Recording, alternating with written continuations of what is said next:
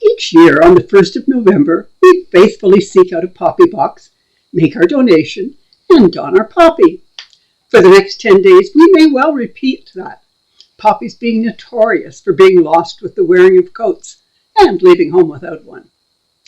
And during that time, we will be besieged by the History Channel with 100 Days to Victory, ads for a variety of corporations proclaiming their dedication to veterans, lovely productions by the government star-casting the many heroes of our lands, children earnestly explaining to their parents what the poppy is all about. On the 11th of November, we head for the local cenotaph and listen to the buglers and the politicians and the chaplain. If we have picked well, we may even get to see a fly past. The 11th hour of the 11th day of the 11th month of November, the conclusion of the First World War.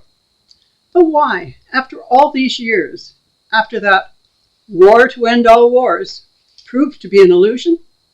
An armistice that would not hold? A mere 21 years later, the time it takes a babe to grow to adulthood, the drums of war, the marching of feet, the crossing of borders, heralded disaster once again. The Second World War replicating the First.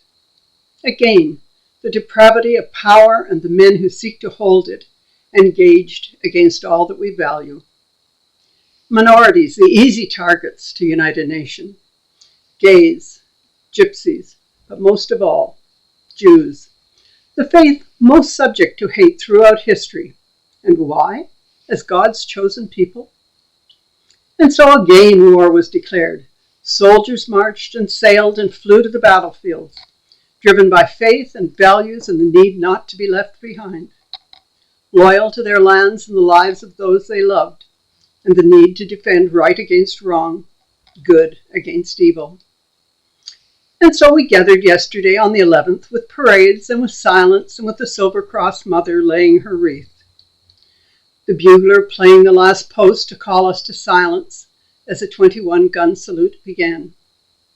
2 moments spent in reflection on the day's meaning, and then the lament, and the bugler's reveille, calling us to wake and commit to values for which these honored heroes died. We hear the great poem of John McCrae, In Flanders Field, recited. The flowers of the forest, Jerusalem, and O valiant hearts sung, and our hearts beat with awe and with pride.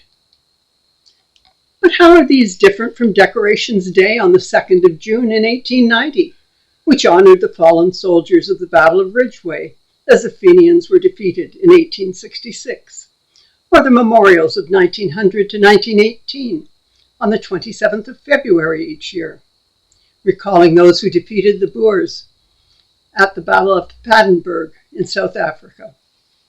Days set aside to remember and hope that there would be no more call-ups of young men and women to fight and bleed, and others to care for and to bury them. Today, cenotaphs, tombs of the unknown soldiers, and the public spaces are carefully guarded lest the day and the sacrifices be disrespected by those encouraging war in these days. Today there are 110 armed conflicts taking lives and destroying lands. Most are civil upheavals within homelands. Some are drug-related. 45 are found in the Middle East and North Africa. The rest of Africa accounts for 35. Asia 21. Europe 7. And in the Americas, Mexico and Colombia. Is peace just a pipe dream that we bolster up with respectful wreath-laying and rousing bands, with swirling kilts, recitations, and politicians waxing solemn? Can we, with straight faces, proclaim our commitment to peace and never again, when we countenance violence and hatreds imported from other lands into our own to wreak their havoc on our cities, our streets, and our citizens? Synagogues defaced and bombed, Jews assaulted, and restaurants picketed. And we stand by silent, and the police see no hate crime in protests exalting a terrorist group and demanding the extinction of Israel.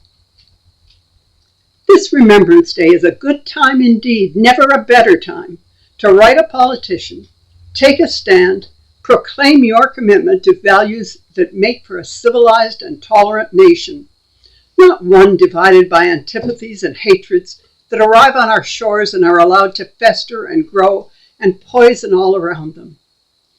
We have been blessed by values that have been honed and fashioned over the centuries. Values that value our neighbor and the stranger on the streetcar. Values that make it possible for us to respect another's opinion without agreeing with it, and also without seeing a need to drown it out or censure the speaker.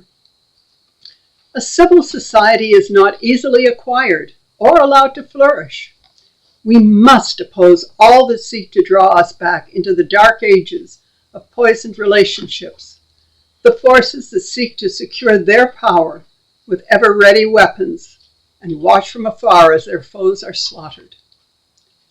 Valuing life and defending it are difficult compromises, but each and every one of us must commit to standing up for what is right and just, and not be cowed by those who would tell us what we must think or be silenced. That is how one celebrates Remembrance Sunday, and all those men and women who served, who died, who were wounded, and affected lifelong by what they saw and what they did. We honor their memory by standing up and fighting for the things and the values and the country for which they fought.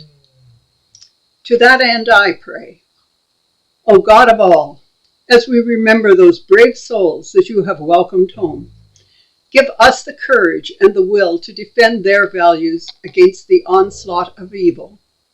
All values are not equal. Lead us to protect those that best serve this land and people, which offers so much to so many. Teach us, embolden us. So may it be. Amen.